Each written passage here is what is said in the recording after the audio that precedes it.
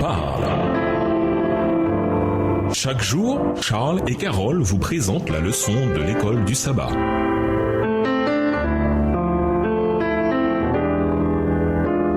Bienvenue dans votre émission. Dieu nous parle. Nous voilà la leçon de mercredi, le signe d'un fils, Ésaïe 7, verset 14. L'offre d'un signe, soit dans les profondeurs du séjour des morts, soit dans les lieux les plus élevés, Ésaïe 7, verset 11, n'émeut pas Akaz. Alors, quand Dieu dit qu'il viendra lui-même avec un signe, Ésaïe 7, verset 14, on s'attend à ce que ce signe ait des dimensions incroyables, concevables seulement par l'imagination divine, à comparer avec Ésaïe 55, verset 9 et 1 Corinthiens 2, verset 9. Surprise! Le signe en question est un fils. Mais en quoi le fait qu'une vierge attende un enfant et l'appelle Immanuel peut-il être un signe aux proportions bibliques? Qui est la femme et qui est son enfant? L'Ancien Testament n'indique nulle part un accomplissement de ce signe important, comme il l'avait fait pour les signes accordés à d'autres personnes comme Gédéon, Juge 6, les versets 36 à 40. Alors voici quelques-uns des accomplissements possibles uniquement sur la base de l'Ancien Testament. Premièrement, comme le terme pour jeune fille renvoie à une jeune fille d'âge nubile, beaucoup pensent qu'il s'agit d'une femme mariée vivant à Jérusalem, peut-être la femme d'Ésaïe. Ésaïe 8, verset 3, rapporte que la prophétesse, sa femme dont les messages prophétiques s'exprimaient au moins par les enfants qu'elle avait, a comparé avec Ésaïe 7, verset 9 et Ésaïe 8, verset 18, a donné un fils à Ésaïe. Mais ce fils fut nommé Maher Salal Ashbaz, Ésaïe 8, verset 1 et 4, et pas Immanuel. Néanmoins, les signes des deux garçons sont similaires, en ceci qu'avant qu'ils ne soient en âge de choisir entre le bien et le mal, la Syrie et le nord d'Israël seraient dévastés. Ésaïe 7, verset 16, Ésaïe 8, verset 4. Deuxièmement, certains avancent qu'Immanuel est Ézéchias, fils d'Akaz, qui devint roi après lui. Mais le nom d'Immanuel ne lui est jamais attribué. Troisièmement, puisqu'Emmanuel est quelque peu mystérieux et que son nom, généralement traduit par Dieu avec nous, renvoie à la présence de Dieu, il pourrait s'agir du même fils spécial prophétisé dans Ésaïe 9 et 11. Si c'est le cas, la description de son exaltation divine, Ésaïe 9, verset 6, et la racine de Jessé, Ésaïe 11, verset 10, surpasse tout ce que l'on pourrait attribuer même au bon roi Ézéchias. Quatrièmement, une naissance naturelle chez une femme non mariée en âge de se marier donnerait un enfant illégitime, car c'était une union illégale.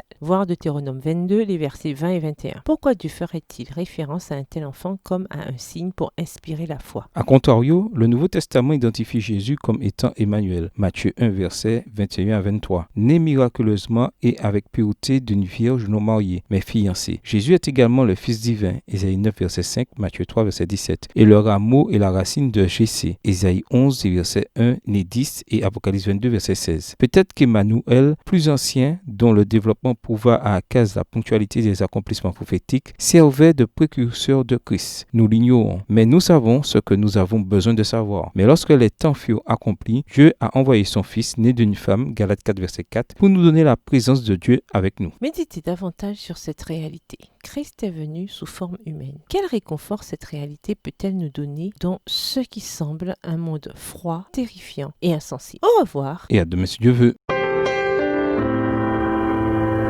Dieu nous parle. Chaque jour, Charles et Carole vous présentent la leçon de l'école du sabbat.